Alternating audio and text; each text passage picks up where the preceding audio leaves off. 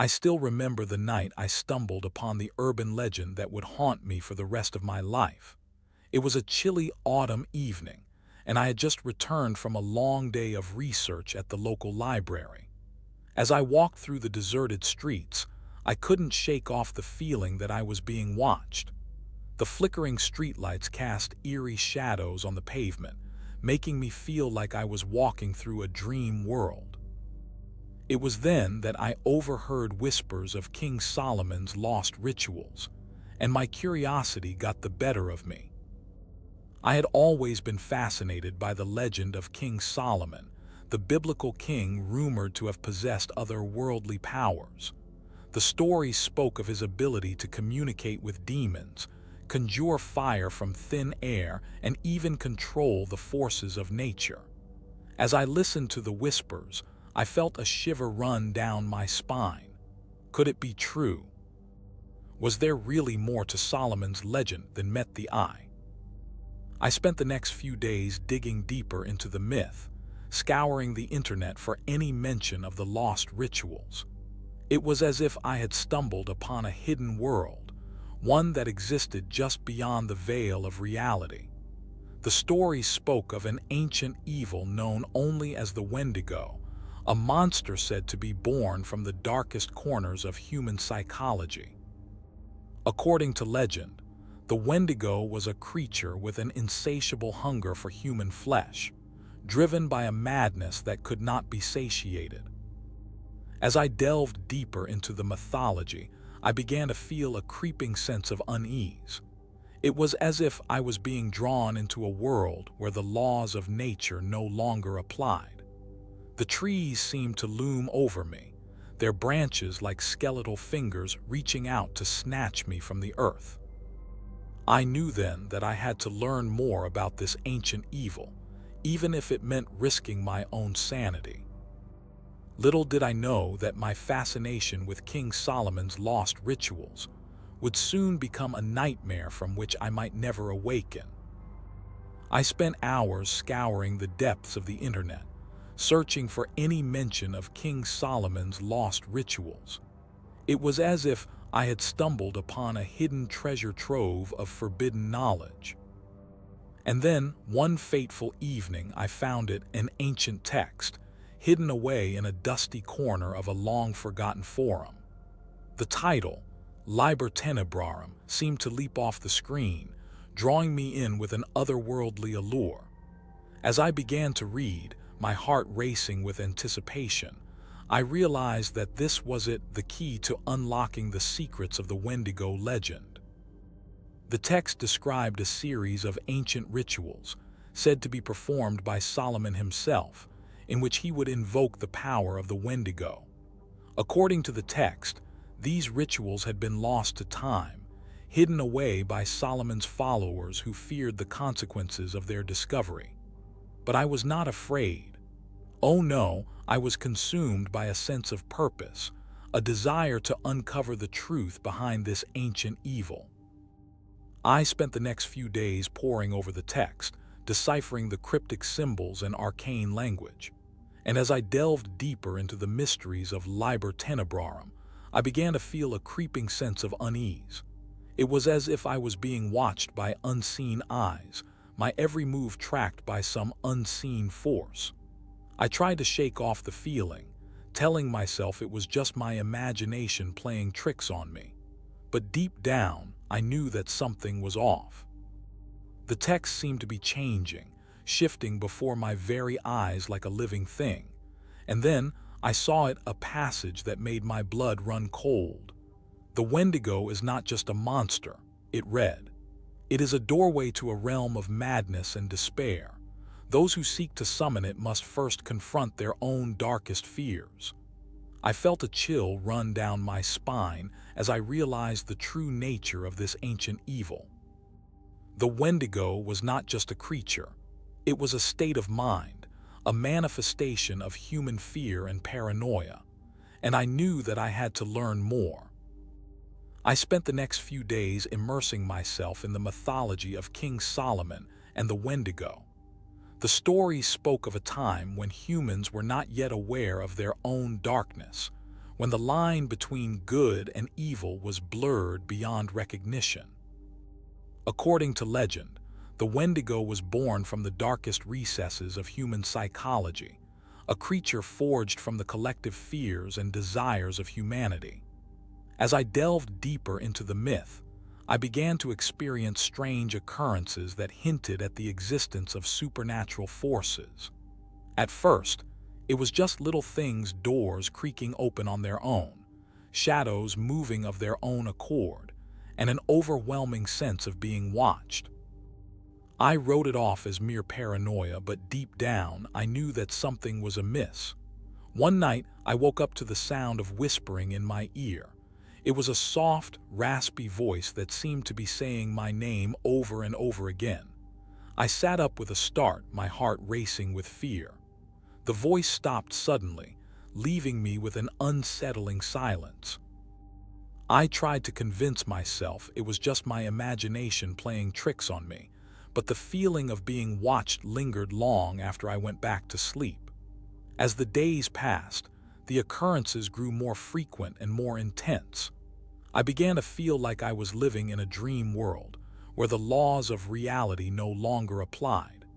The trees seemed to loom over me, their branches tangling together like skeletal fingers.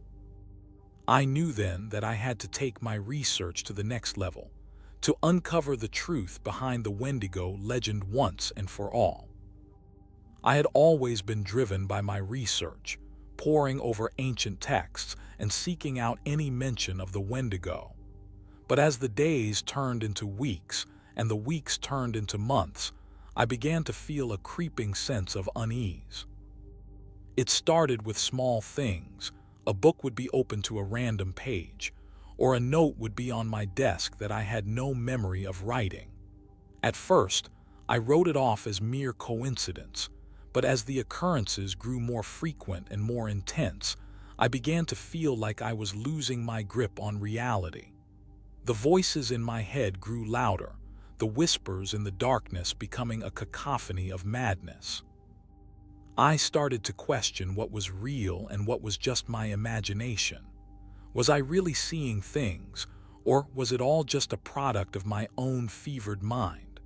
I tried to keep myself grounded, but it was no use.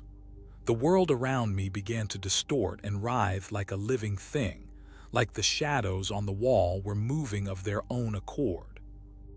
I felt like I was trapped in a never-ending nightmare, with no escape from the terror that lurked within my own mind. And yet, despite the fear that gripped my heart, I couldn't help but feel drawn to the darkness. It was like a siren's call, beckoning me deeper into the depths of madness. I knew that if I kept going down this path, there would be no turning back. But I couldn't stop myself, couldn't resist the allure of the unknown. I was consumed by my own obsession, and I knew that it would ultimately be my undoing. I had been preparing for this moment for what felt like an eternity. I had studied the ancient rituals, practiced the incantations, and gathered the necessary materials. But nothing could have prepared me for the reality of facing the Wendigo. As I stepped into the dimly lit chamber, I saw him. He was towering over me, his eyes glowing with an otherworldly light. His skin was deathly pale, and his presence seemed to fill the room with an unspeakable horror. I knew in that instant that I had made a terrible mistake. The air was thick with tension as our eyes met, and I could feel my heart pounding in my chest. He didn't speak, but his gaze seemed to bore into my very soul. I felt a shiver run down my spine as he took a step closer, his movements eerily silent. I tried to speak, but my voice was frozen in my throat. All I could manage was a faint whisper of "W, what do you want?" The figure didn't respond, but instead raised a hand, and I felt a chill run down my spine as he beckoned me closer. I knew that if I took another step forward, there would be no turning back. But my feet seemed to move of their own accord, drawn to the figure like a moth to flame. As I reached out to touch his hand, I felt a jolt of electricity run through my body, and everything went black. As I regained consciousness, I found myself lying on the forest floor, my head throbbing with a dull ache. The figure stood over me, its eyes gleaming with an unsettling intensity. Slowly it began to speak, its voice low and raspy. "You should not have come here," it growled. "This is a place of darkness where the veil between worlds is thin." I struggled to sit up, but my body felt heavy, weighed down by some unseen force. The figure raised a hand, and I felt a surge of energy flow through me, imbuing me with a sense of clarity. "The forest has a history," it continued, its voice dripping with malevolence. "A history of bloodshed and sacrifice." As it spoke, the trees around us seemed to loom closer, their branches tangling together like skeletal fingers. I felt a shiver run down my spine as the figure revealed to me the dark secrets of the forest's past. The ancient rituals, the human sacrifices, the unholy pacts with forces beyond our understanding. It was all too much to comprehend.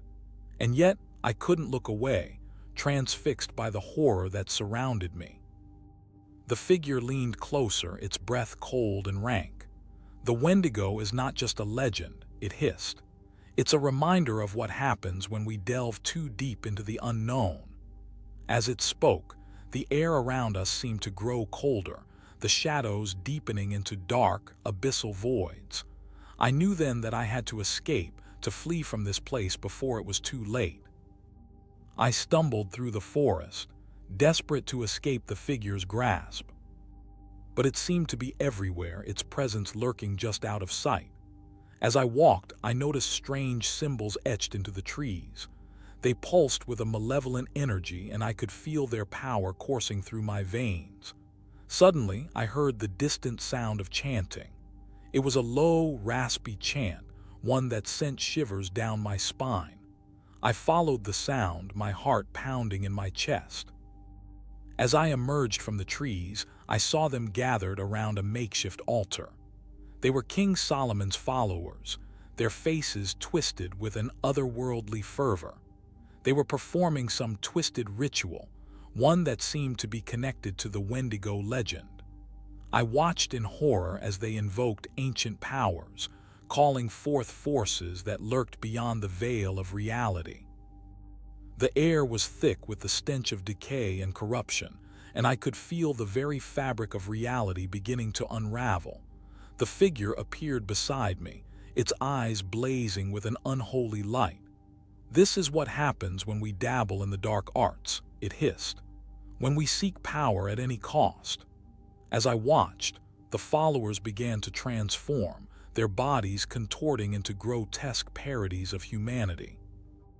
Their faces elongated, their skin taking on a deathly pallor. They were becoming something else, something monstrous and beyond human comprehension. The ritual reached its climax, and I knew that I had to escape. But as I turned to flee, I felt a cold hand grasp my shoulder.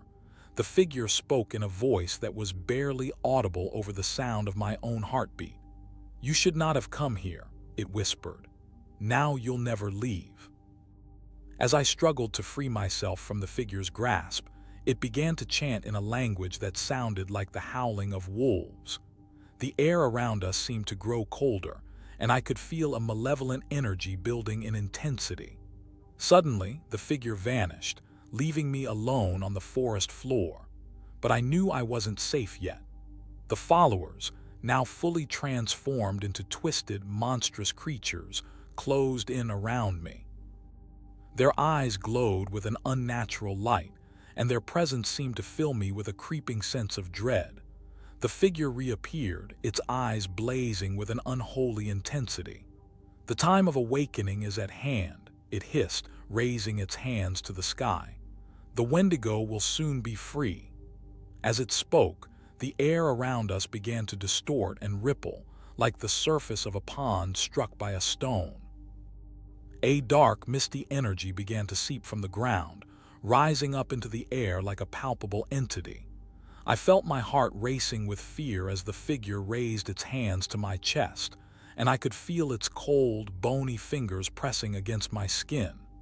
"You are the key to awakening the Wendigo," it whispered, its breath cold and rank.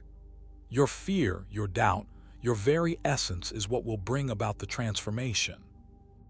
As it spoke, the misty energy began to coalesce around me, taking on a life of its own.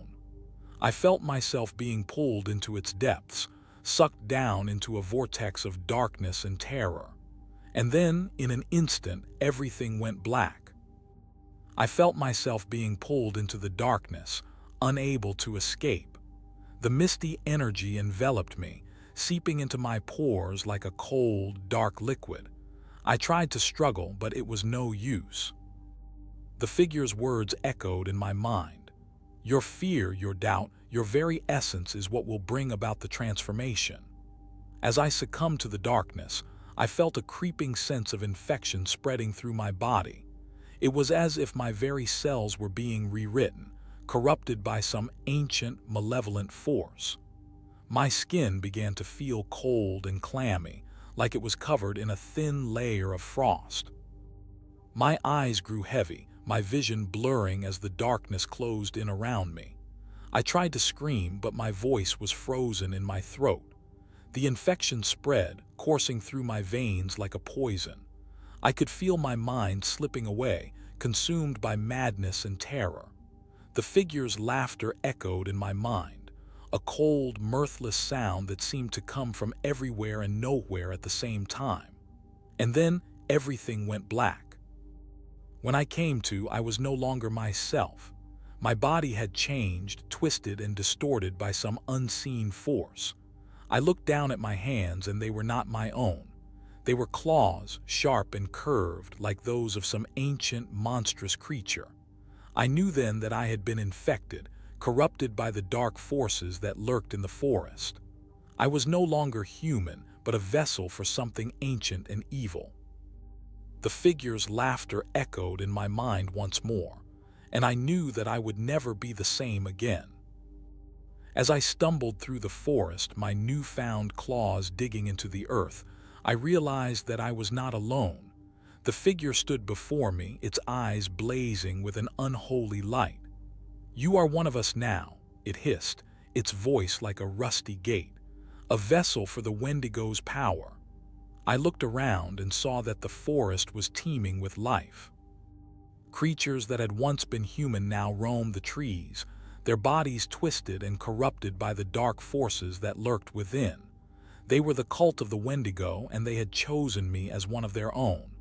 The figure gestured to a massive stone structure in the distance, its surface etched with ancient symbols of power and corruption. "This is our sanctuary," it whispered. "Here, we will worship the Wendigo and bask in its power." I felt a surge of excitement mixed with fear as I approached the entrance. The air was thick with the scent of decay and corruption, and I could feel the weight of ancient rituals bearing down upon me. Inside, the cultists waited for me, their eyes glowing with an unnatural light. They surrounded me, their voices chanting in unison as they invoked the power of the Wendigo. I felt myself being drawn into their ritual, my mind consumed by visions of darkness and corruption. And then, in a flash of insight, I understood. The cult was not just a group of fanatics, it was a doorway to a deeper truth. The Wendigo was not just a monster, it was a symbol of the darkest aspects of human nature. It was the embodiment of our deepest fears, our greatest weaknesses. And by worshiping it, we were not just corrupting ourselves, we were revealing the true face of humanity. I knew then that I had found my purpose. I would join the cult, and together, we would bring about a new era of darkness and corruption. As I stood before the cult, their ritual reached its climax. The air was electric with anticipation, and I could feel the weight of the Wendigo's power building to a fever pitch. And then, in an instant, everything went mad. The cultists fell silent, their eyes fixed on me with an unnerving intensity. The figure stepped forward, its voice dripping with malevolent glee. "It is time," it hissed. "Time for the crawling chaos to begin." At first, nothing seemed to happen, but then a creeping sense of dread began to seep into my mind.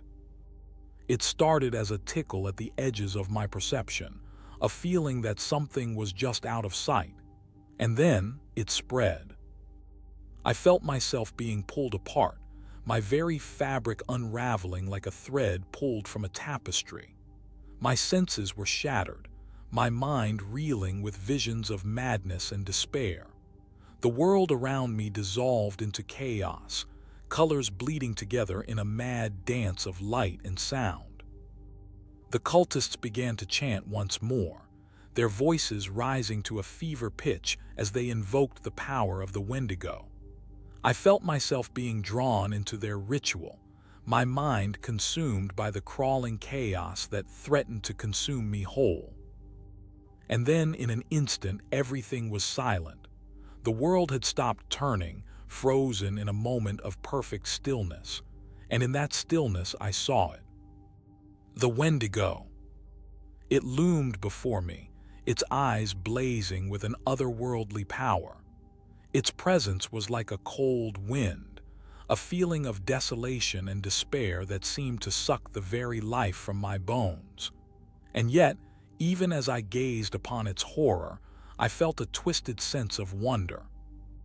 For in that moment, I knew that I had found the true face of humanity.